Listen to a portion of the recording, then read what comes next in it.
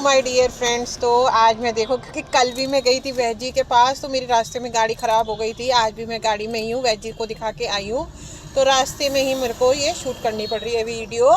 तो आज इस वीडियो में मैं आप लोगों के लिए एक अच्छी सा कुछ मैंने सोचा है कि गंगा माँ के दर्शन कराऊँगी और नेचर के दर्शन कराऊँगी और साथ साथ आपको पढ़ाऊँगी। और मेरी इस पहल से शायद आपका पढ़ने में ज़्यादा कंसंट्रेशन बने। तो हर हर महादेव, जय गंगा मैया, हर हर गंगे। तो देखिए आज का जो हमारा टॉपिक है वो क्या है, योग का मानव जीवन में महत्व, GEYS01 योग परिचय। और ये जो बनाया है मैंने जून 2025 पिछले वर्ष के पेपर के हिसाब से ये मैंने बनाया हुआ है मेरे बच्चों। ये बहुविकल्पीय, क्योंकि अभी अभी नोटिफिकेशन के बारे में भी मैंने पीछे वीडियो डाला था, जिससे ये है कि ये वाला पेपर आपका ऑब्जेक्टिव होगा। तो देखिए बहुविकल्पीय प्रश्न MCQ उत्तर सहित, ठीक है। तो उसमें क्योंकि GEYS वाले जो प्रश्न पत्र हैं वो ऑब्जेक्टिव आएंगे, ठीक है ना। तो अब देखिए योग शब्द की उत्पत्ति किस भाषा से हुई है, तो वो हुई है संस्कृत भाषा से। युजुर करके मैंने आपको कल पढ़ाया था, है ना। अब देखिए योग शब्द जो है वो किस धातु से बना है, तो ये बना है युज धातु से। किस धातु से बना है? युज धातु से। अब आगे देखिए योग का अर्थ क्या है, तो है जोड़ना। देखिए ऑब्जेक्टिव का एक नोटिफिकेशन निकाल दिया, क्लियरली किसी कॉलेज ने नहीं बताया, इसलिए मैं ऑब्जेक्टिव सब्जेक्टिव दोनों की तैयारी कराऊंगी आपको कि किसी भी तरह आप इस एग्जाम में अच्छा स्कोर करें ही करें, ठीक है। अब देखिए योग सूत्र के रचयिता कौन है, तो देखिए महर्षि पतंजलि, ठीक है। अब देखिए योग सूत्र के लेखक कौन है, तो वो भी पतंजलि जी है।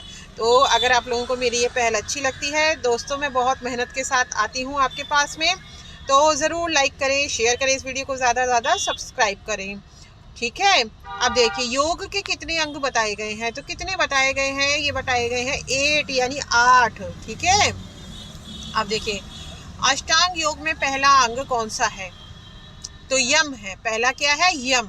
यम नियम है ना, इस तरीके से है एक श्लोक, उसके हिसाब से पहला अंग है यम।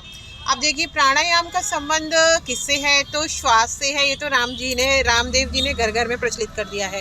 श्वासों को लेने और उससे संबंधित क्रियाएं होती हैं, छोड़ने संबंधित और रोकने संबंधित। योग से मुख्य रूप से क्या लाभ होता है मेरे बच्चों, तो मानसिक शांति प्राप्त होती है।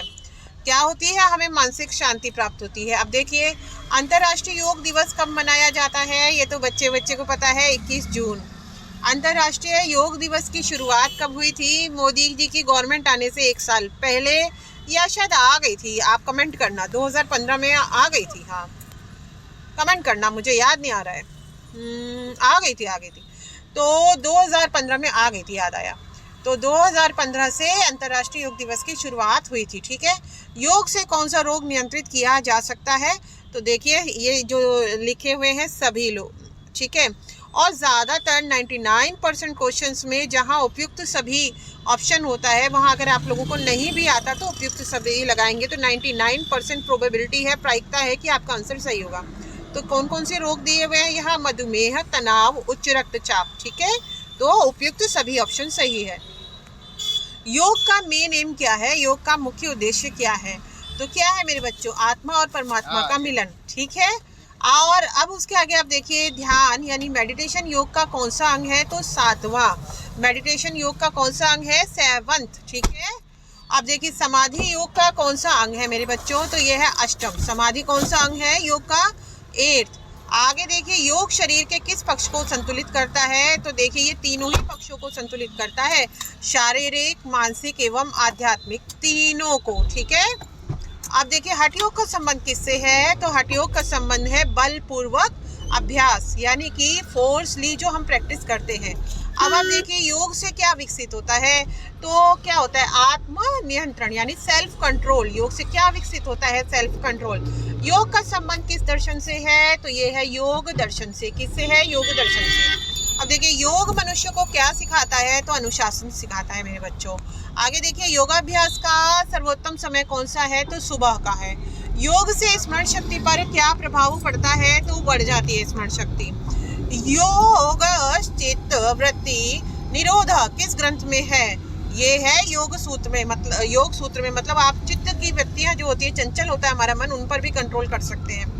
योगासन से शरीर में क्या बढ़ता है, तो लचीलापन, फ्लेक्सिबिलिटी। योग का नियमित जो है प्रैक्टिस करने से, अभ्यास करने से क्या होता है, स्वास्थ्य सुधरता है। और भक्ति योग का संबंध किससे है मेरे बच्चों? तो श्रद्धा से संबंध है। देखिए भक्ति भी अपने आप में एक योग है। देखिए मेरे बच्चों, इसका संबंध किससे है? श्रद्धा से। अब देखिए हम आते हैं 27वें क्वेश्चन पे। तो कर्मयोग की व्याख्या किस ग्रंथ में प्रमुख रूप से मिलती है? तो बच्चे को पता है जो भारत में पैदा हुआ है, कर्मण्येवाधिकारस्ते मा फलेषु कदाचन, श्रीमद् भागवत गीता।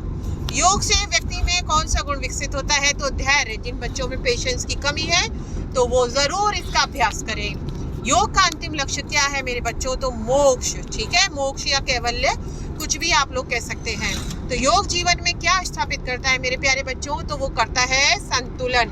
अगर इस वीडियो को और टीचर्स भी देख रहे हो तो कृपया करके इस बारे में कॉलेज के द्वारा और क्लियरली बताएं कि जो अब योग वाला पेपर है वो ऑब्जेक्टिव होगा या सब्जेक्टिव होगा या फिर दोनों होगा। वैसे नोटिफिकेशन के हिसाब से तो बच्चों ये पेपर ऑब्जेक्टिव होना है। तो अब आप लोगों से मैं लेती हूँ विदा। हर हर महादेव। अब क्योंकि मेरा प्रदोष काल हो गया है, आज मेरा प्रदोष का फास्ट भी है और मैं थोड़ी देर में करूँगी शिवालय में शिवार्चन। हर हर महादेव। धन्यवाद दोस्तों। अब मैं इस वीडियो को करती हूँ पॉज, तो ज़रूर से ज़रूर इसको सब्सक्राइब और शेयर करना